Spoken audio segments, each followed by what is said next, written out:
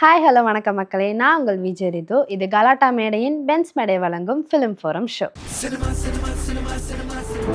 இன்னைக்கு நம்ம பார்க்க போறவர் யங்ஸ்டர்ஸ் மத்தியில் ஒரு டேரக்டராகவும் ஆக்டராகவும் வளர்ந்து வந்துட்டு இருக்க பிரதீப் ரங்கநாதன் பற்றி தான். டேரக்டருக்கு ஃபர்ஸ்ட் டைம் அவார்டு வாங்கியிருக்கேன்.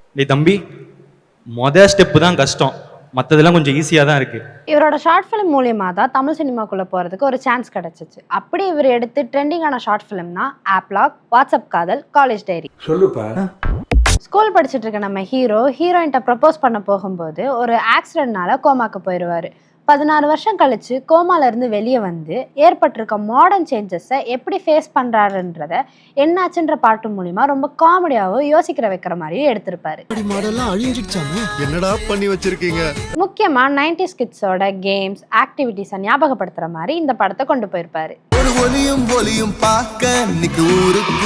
இந்த படத்தோட கிளைமேக்ஸ்ல அவங்க அம்மா சொன்ன ஒருத்தர் கஷ்டத்துல இருக்கும்போது நான் இருக்கேன் அப்படின்னு நம்பிக்கை கொடுக்குற அந்த விஷயத்த ரொம்ப அழகா காமிச்சிருப்பாங்க.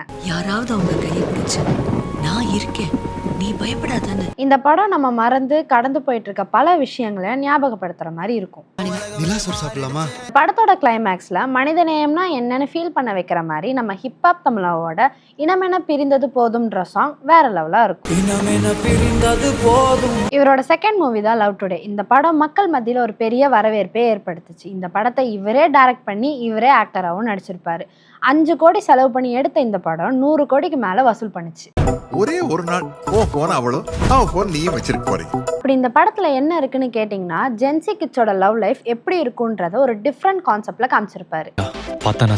ஆனா இன்னும் அவனுக்கு என் லாக் பேட்டர்ன் தெரியாது. ஒரு விஷயத்த சந்தேகப்பட்டு செக் பண்ணிட்டே இருக்காம அது மேல நம்பிக்கை வச்சு அது வழியே விட்டா நல்லதுன்ற ஒரு மெசேஜை ரொம்ப அருமையா அவரோட சைல்ட்ஹுட்டோட கனெக்ட் பண்ணி காமிச்சிருப்பாங்க. ஒரு தடவை போச்சுன்னா திரும்ப கிடைக்கவே கிடைக்காது. இந்த படத்தோட எடிட் ரொம்பவே டிஃப்ரெண்டா இருக்கும். அதுலயும் முக்கியமா சாச்சிட்டாலே மாமா குட்டி சாங்ஸோட எடிட் வேற லெவலா இருக்கும். சொல்லுங்க மாமா குட்டி, சொல்லுங்க மாமா குட்டி. யுவன் சங்கர் ராஜா பிஜிஎம்ல இருந்து சாங்ஸ் வரைக்கும் இந்த படத்துக்கு ஏற்ற மாதிரி டிஃப்ரெண்ட்டாக கொடுத்துருப்பாரு.